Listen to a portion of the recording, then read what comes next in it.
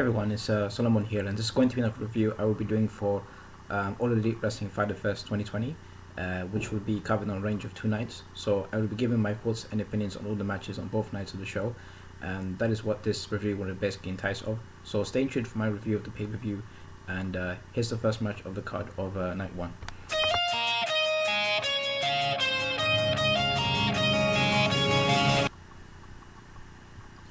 Okay, so the first match of the card was a tag team match comprising of Jurassic Express going up against MJF and Wardlow. Before the match started, Chris Jericho came out in the beginning of the show to join the commentary team. I would assume he decided to take another role as a commentator since he's doing most of the work in the company right now. The match started off quickly as Jungle Boy and MJF were the first two men starting off the match. They were exchanging a few strikes between each other, including a running clothesline from Jungle Boy onto MJF. Then both men were on the outside of the ring apron with Jungle Boy attempting to reverse Hurricane on MJF. Then MJF's tag team partner Wardlow managed to get hold of Jungle Boy, then notched him into the steel ring post. Then Wardlow brought Jungle Boy back into the ring and MJF went to work on him. So MJF then decided to take his tag team partner into the match. Wardlow then went on to work on Jungle Boy for a brief moment, then he decided to make a quick tag back to his tag team partner MJF, who at one point in the match had Jungle Boy in the center of the ring in the submission hold, and Jungle Boy was making an attempt to make a tag to his tag team partner Luchasaurus.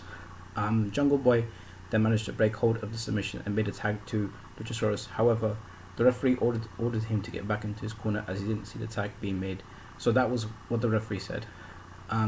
This gave both MJF and Wardlow a good opportunity to perform a double team move on Jungle Boy on the turnbuckle. After a brief moment, MJF tagged Wardlow back into the match and executed an emphatic backdrop on Jungle Boy. Then Wardlow decided to tag MJF back into the match, and when they both attempted a double move on Jungle Boy, he quickly managed to evade the move and made it back to his corner to tag Luchasaurus into the match. So first Luchasaurus was going to work on both MJF and Wardlow. He executed some high kicks, some edgy chops, and at that moment his team were in cruise control of the match. So MJF eagerly made yet another tag to his tag team partner Wardlow. Wardlow and Luchasaurus were in the ring face to face and had a war of right hand blows to each other. Then Luchasaurus executed a high heel kick to Wardlow. Then Wardlow executed the toss move to Luchasaurus, and then he managed to bring himself up and execute what looks like to be a modified fireman's carry on Wardlow. Both men were on the floor of the mat, and the referee started to count up to 10 before both opponents managed to get to tagging their respective partners into the match. And at this point, Jungle Boy and MJF were in the ring now, and then Jungle Boy managed to clothesline MJF out of the ring and then attempted 2 running dives outside of the ring to MJF, and then to cap it off on the third, he managed to execute a somersault to the outside of the ring to MJF. The momentum of the match was in the hands of Jurassic Express at the current moment. Jungle Boy then brought MJF into the ring, then Wardlow came onto him and attempted a heavy move on him, only for Jungle Boy to counter the move into a high kick to the head. Then Luchasaurus came out of nowhere, then executed a flying somersault from the inside to the outside of the ring onto Wardlow. The Jurassic Express were back in the ring with MJF in the middle and then executed a double team move on MJF. Luchasaurus then proceeded for the cover, only for MJF's tag team partner Wardlow to break the fall. Luchasaurus and Wardlow were on the exchange of blows when Wardlow executed an impressive step piranha on Luchasaurus. Jungle Boy then proceeded to get himself involved by attempting a step piranha on Wardlow, only for him to counter the move. But then Jungle Boy, who was perched onto the shoulders of Wardlow, managed to execute a reverse Hurricane on his opponent. Then Wardlow managed to bring himself up and hit a running clothesline on Jungle Boy. MJF was then in the ring with Luchasaurus, then went to work on him, which included a poke in the eye to Luchasaurus. Luchasaurus then went for a powerbomb on MJF. Then MJF got quickly back up and hit a high kick to Luchasaurus. Marco Stunt was attempting to involve himself into the match, but the referee held him back as he was not participating in the tag team match. So at this point in the match, all 4 participants were down on the mat as the referee counted up to 10. When the referee counted up to 5, both MJF and Jungle Boy immediately got up to their feet and stared at one another. Then both Wardlow and Luchasaurus got back up to their feet, and both men collided with each other with a running clothesline. Then Jungle Boy ran onto both Wardlow and Luchasaurus back to execute a Canadian Destroyer on MJF. Then the Jurassic Express attempted a double team move on Wardlow, with Jungle Boy coming off the top rope. However, Wardlow managed to get hold on him and halt the move. Jungle Boy was back on his feet and mistakenly pushed Wardlow into his tag team partner Luchasaurus. Marco Stuntz decided to get involved into the match by attempting a diving crossbody onto Wardlow. but he managed to get hold of him and launched Marco into Jungle Boy. With the referee's vision obscured, MJF done a low blow to Luchasaurus and then went for a roll up to make the cover, only for Luchasaurus to kick out of 2.5. MJF eagerly tagged in Wardlow and then he went onto the top rope to perform a senton atomic on Luchasaurus. He then proceeded to go for the cover, but Luchasaurus once again managed to kick out of the near fall. While MJF was back in his corner, he grabbed his ring out of his ring attire shorts and then he went into the ring and attempted a shot onto Jungle Boy, who was held up by Wardlow. But Jungle Boy avoided the move and MJF nearly struck his tag team partner. And then MJF was yelling at his partner, "Can you do anything right?" I think he must have said it out of frustration of what was happening in the match itself. Then it was about to become even more worse as Luchasaurus hit a kick to MJF, which hit Wardlow, and then he realized his ring was gone. Jungle Boy then pulled out MJF and threw him into the fan fencing rail. Then Wardlow and Luchasaurus were in the ring. Luchasaurus hit 2 kicks on Wardlow. Then Jungle Boy hit a swinging DDT on Wardlow. Then Luchasaurus hit a choke slam on Wardlow, but Wardlow immediately got back up, and then Luchasaurus planted a low kick and jumping somersault to Wardlow. This gave Luchasaurus a good opportunity to end the match by going for the cover of Wardlow, as his partner prevented MJF from entering the ring. So 1, 2, 3. A Jurassic Express are your winners of this tag team match.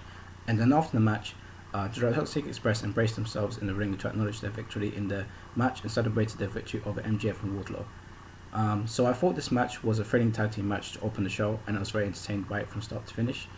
And I thought this was a very good match to open the show with, and I hope to see more tag team matches like this in this division, especially in AEW.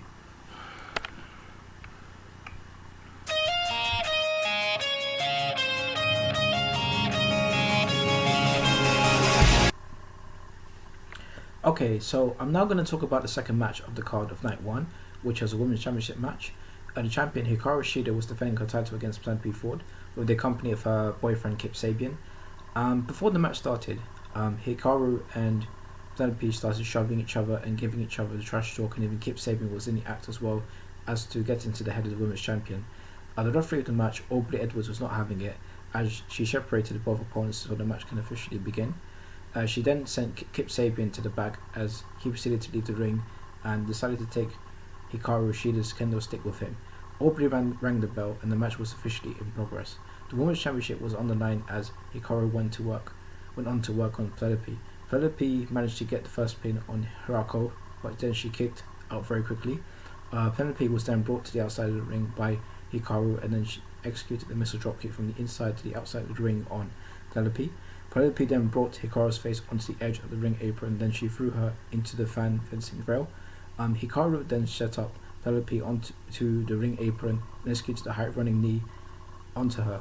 So both women were then inside the ring. Then Hikaru Shida brought Penelope forward into the turnbuckle corner. Then Penelope found herself laying in front first on the top rope of the turnbuckle. This gave Hikaru Shida a good opportunity to attempt another running high knee, but Penelope Ford managed to evade the move and then done a high kick to the head of Hikaru Shida. Then Penelope was in control of the match and ran Hikaru's head into the turnbuckle pad several times. So at this point in the match, Penelope Ford was in cruise control and executed a running somersault, then a boot across the jaw to Hikaru. Penelope Ford then went for a cover on her, but she managed to kick out of at near fall. Penelope then delivered a couple of right hands to Hikaru. Then she brought Hikaru to the second bottom rope and had a submission hold on her for a brief amount of time. Then she pulled Hikaru right into the top rope, and Hiraku, should I say, fell straight to the floor. Penelope then proceeded to go for the cover on her, but Hiraku managed to kick out quickly. Penelope then had Hiraku in a submission hold, then hit her a few shots to the spine of her. Then she had Hikaru on the bottom rope and applied the submission on her with her legs. Penelope Ford then decided to rake her nails on the back of Hikaru Shida's. Then she decided to step onto her hair and use that as a submission hold on Hikaru. And then Penelope had her in the submission hold and then executed the backbreaker on Hikaru. Penelope then proceeded to go for a cover on Hikaru, but then she managed to kick out. There was an exchange of slaps between both women, and then Penelope Ford done a high kick to Hikaru Shida after coming up towards her. Penelope then decided to use her gymnastic skills and do a running standing somersault on her opponent, but Hikaru managed to counter it into a submission hold. Then Hikaru applied the backbreaker to Penelope and then proceeded to go for the cover, but Hiraku managed to kick out. So Hikaru then done a running high knee to the face of Penelope. Then she climbed onto the top rope to attempt to pull off a missile drop kick with Penelope, avoiding her with a matrix-like bend over and done a half stunner on her. Then she proceeded to go for the cover, only for Hiraku to kick out at 2. Penelope then confronted the referee, Aubrey Edwards, and pleaded with her to give her a punch in the match, but she was still not having none of it. Penelope Ford then went out of the ring to pick up the Women's Championship at ringside, with the referee telling her to get back into the ring and compete. While that was happening, Kip Sabian then came back out to the ring and attempted to hit Hikaru Shida with a kendo stick, but she managed to avoid that and took the stick off Kip Sabian to take a shot at him with it. After that, Penelope went back into the ring and attempted another standing somersault move on Hikaru Shida, which she successfully did, and then went for the cover on her, only for Hiraku to kick out at a near fall. Penelope decided to then go for a somersault off the top rope onto Hiraku, but she managed to avoid it, and then Hikaru got up and done a running knee on Penelope, then another. Then she went for a Falcon Arrow on her, and then proceeded to go for the cover, only for Penelope to kick out the fall. So Hiraku then went for a running leg drop on Penelope, and then went for the cover. 1, 2, 3. Hikaru Shida is still your AEW Women's Champion. So my overall thoughts this match was, I think this was a very good women's wrestling match to see, and both women put on a good show for the pay-per-view. The ending of the match could have ended slightly better with a heavier finisher from Hikaru, but I think it was still a good, decent match to watch, and I thought it was alright overall. So yeah, really good match, good to see.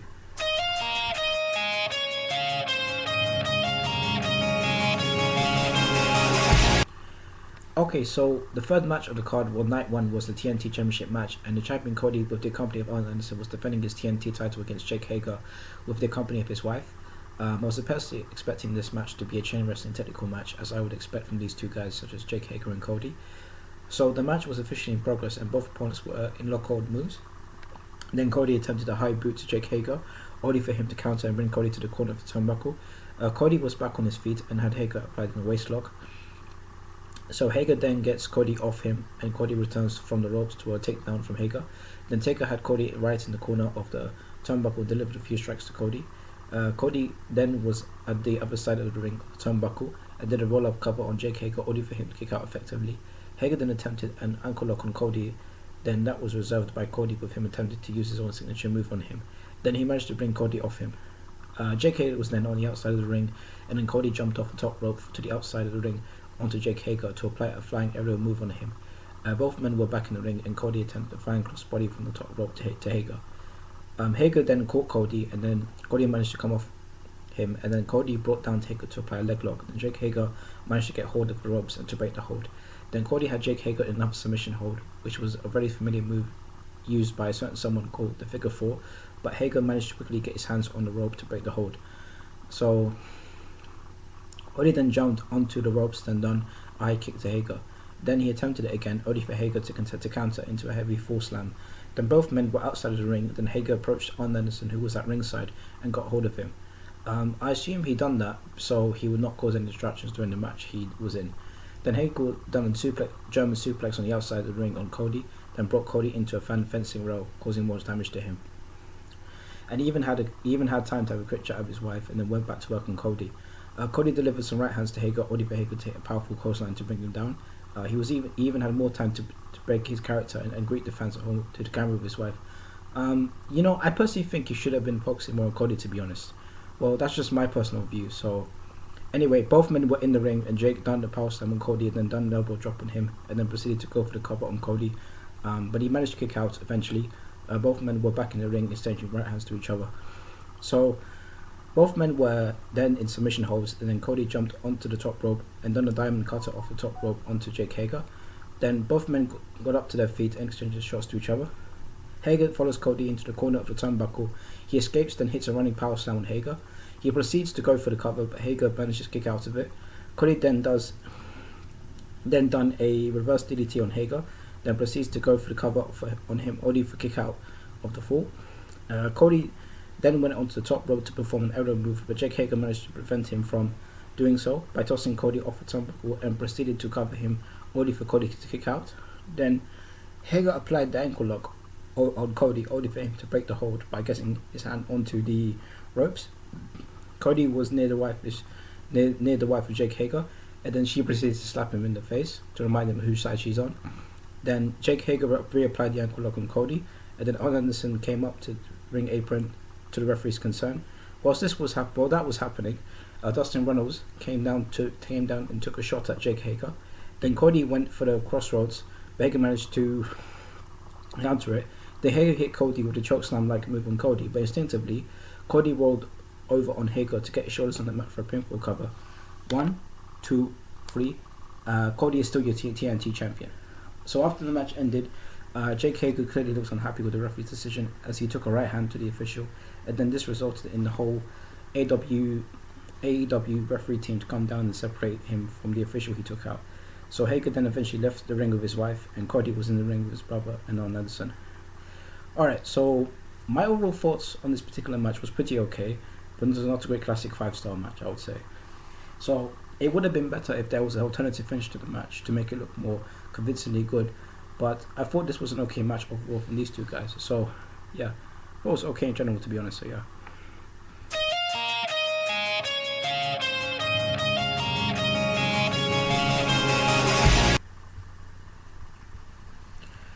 So the fourth match of the card was a tag team match. Private Party with the company of Matt Hardy were going up against Santana and Ortiz from the Inner Circle, who is led by lead champion Jericho. And speaking of Jericho, Orange Cassidy was sitting in the commentary table to the distaste of Jericho, as I'm sure he does remember he's due to face him on night 2 of the pay-per-view. So the match was officially in progress, and Santana and Isa Cassidy were the first two men in the ring, and it was quite unorthodox the way the match began, with Santana offering Cassidy a free shot at him. Then he proceeded to slap him in the face. Then both men kept coming inside and outside the ring until Mark executed a high drop kick on Ortiz, bringing him to the outside of the ring. Then Private Party executed a double team move by Cassidy, jumping off the back of his tag team partner Mark to the outside of the ring by launching on both Ortiz and Santana. Cassidy was back in the ring and made a tag to his partner Mark Quinn. Quinn then hit a standing moonsault on Santana, then went for the cover, only for Santana to quickly kick out. Then he attempted another moonsault off the turnbuckle and went for a cover again, only for Santana to kick out yet again. Quinn then tagged Cassidy back in to perform a double team step up enziguri on Santana. Then Cassidy went for the cover and Santana quickly kicked out. Santana then had Cassidy on the ring ropes, then delivered some edgy chops to him. Then he tagged it in his partner Ortiz to perform a double team move on him, and then he had Cassidy in a submission hold. Then Ortiz tagged in his tag team partner to execute a double team move on Cassidy. Santana proceeded to go for the cover on Cassidy but managed to kick out. Cassidy then managed to tag in his partner Quinn in to take over, and it was now Santana and Quinn in the match now. So Quinn managed to hit a high reverse kick on Santana, and then a high boot to his tag team partner. Quinn then done a reverse moonsault from the inside to the outside of the ring onto Santana. He then brought Santana back into the inside of the ring. Santana then tagged in Ortiz to take over from him. Ortiz and Santana then did a double team move on Quinn. Then Ortiz then had Quinn on the submission hold on the back and proceeded to tag his partner. And Santana then Cassidy were 2 men in the ring. So Cassidy took a few right hand shots like Santana. Then at one point he done a tornado drive from the inside to the outside of the ring on both Ortiz and Santana. This was shaping up to be another decent tag match of the pay-per-view. Cassidy then went to the top rope to perform a swanton on the back of Ortiz. Then both Ortiz and Santana were in the ring, and Santana performed a diamond cutter on Cassidy, whilst Ortiz performed the powerbomb to the top rope turnbuckle to Quinn. Then Santana powerbombed Quinn to the turnbuckle. Then afterwards Santana performed a senton by leaping off the back of his tag team partner onto Quinn. Ortiz then proceeded to go for the cover, only for Cassidy to break the fall. Santana then had a Mad Bull weapon equipped with him to use in the match, but Matt Hardy decided to take it off him and gave Quinn a good opportunity to make a cover on Ortiz, only for him to kick out. So Ortiz was given a reverse backbreaker move by Cassidy, and it's left him with Santana perched on top rope turnbuckle. Private Party performed double team move on Santana by having Quinn using the Hurricanrana move to move Santana off the top rope to be converted into a diamond cutter by Cassidy. He then proceeded to go for the cover. 1, 2, 3. So Private Party are your winners of this tag team match. And after the match, Matt Hardy congratulated his companions in the ring with disgust of Chris Jericho commentary, as he didn't like what he was saying on this show as his Inner Circle team were not doing very good in the show, and Orange Cassidy was still sitting near the commentary table without still doing anything. And then he ended up giving Cassidy the trash talk and threw something at him, and then he proceeded to walk up to him, was taken apart by the AEW locker room, and Cassidy was just standing there like nothing happened. Pretty crazy, but it's okay. So my overall thoughts on this tag team match was pretty fairly good, as both team done a variety of high flying and double team moves, which was very entertaining to see. So overall, I found this match pretty okay, and it was fine overall. So yeah.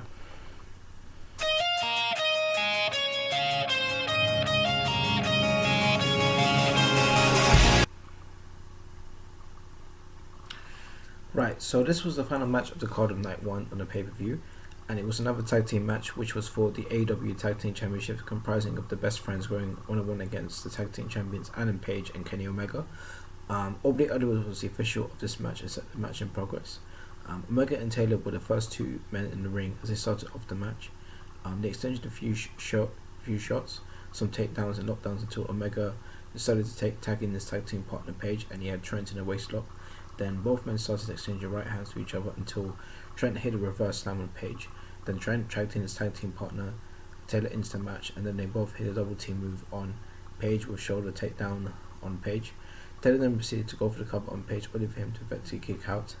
Taylor then had Page on a turnbuckle and decided to tag in his partner Trent, and whilst they were attempting another double team move, Page managed to switch the momentum by doing a suplex on Taylor, landing on Trent. Then afterwards he proceeds to tag in his partner Omega into the match. Omega hits a back break on Trent and goes for the cover, only for Trent to kick out effectively. Omega then decides to tag his partner back into the match. Then they delivered a combination of double team moves on Trent. Then Page decides to go for the cover, only for Trent to kick out. So then FTR came out to sit near the commentary table holding beach chairs and a box of beers to drink. So I guess they wanted to observe the competition in the company, so that that would be the reason why they came out to watch the match. So in the ring, Omega was the legal man in the match, going to work on Trent. Omega then tagged in Page to take over from him. Page then delivered the basic suplex to Trent. They went for the cover, only for him to effectively kick out. Page then tagged in Omega to take over from him and went on to work on Trent. At one point in the match, Page threw Omega into the turnbuckle and landed a right hand on him, and at this current point his team were in cruise control of the match. However, Trent managed to hit a DDT off the top rope onto Omega. Then Taylor done a flying senton to both Omega and Page. Trent then done an arrow move to Omega and then was brought to Taylor, who tosses Omega into the fan fencing rail. Page was delivering a collection of moves on both Taylor and Trent in the ring, and his team was in cruise control of the match so far. So Page then decides to tag in Omega, who does a missile dropkick from the top rope onto Trent and then executes the Fisherman's Buster. He then proceeds to go for the cover, only for Trent to kick out at 2. Trent then decides to tag in his partner Taylor to take over, and then Taylor hits devastating spike pile driver on Omega. He then proceeds to go for the cover, only for Page to break the fall. FTR were just sitting in the commentary booth drinking beers while watching the match as Omega hit a dragon suplex, then immediately made a tag to his partner Trent. Omega then hit 2 German suplexes on both Taylor and Trent, and then made a tag to his partner Page. They both hit a combination double team moves on them as Page went for the cover, only for Trent to kick out. Trent then managed to get Page into a position for Taylor to hit a double team move from the top rope onto him, as this looked to be the finish of the match, but then he managed to kick out with the help of his tag team partner. Trent then attempted another cover on Page, but he managed to kick out at a near fall. Page then hit his signature move on Trent, only for him to kick out effectively. When it came towards the end of the match, Page took off one of his elbow pads and set himself up for a buckshot clothesline on Trent. He goes for the cover. 1, 2, 3. Adam Page and Kenny Omega are still your AEW Tag Team Champions. So after the match, FTR came down to the ring and offered to drink beer with Page and Omega. Page drank his beer, and Omega interestingly dumped out his beer contents on the floor, which didn't seem to win FTR's approval, as it looked like there was going to be a confrontation between them until Matt and Nick Jackson came out to the ring to reason with them, and everyone was just bickering at each other, and then the show was officially over. So yeah, so my overall thoughts on this match was not a classic at all, but it was a decent tag team match to end the show, and it shows how good the tag team division is in AEW right now. So it's a very good division to have at the moment in terms of that tag team division, so it's very good. So this match was okay. but it just wasn't the greatest match of all time, in all fairness to say, but it was okay overall.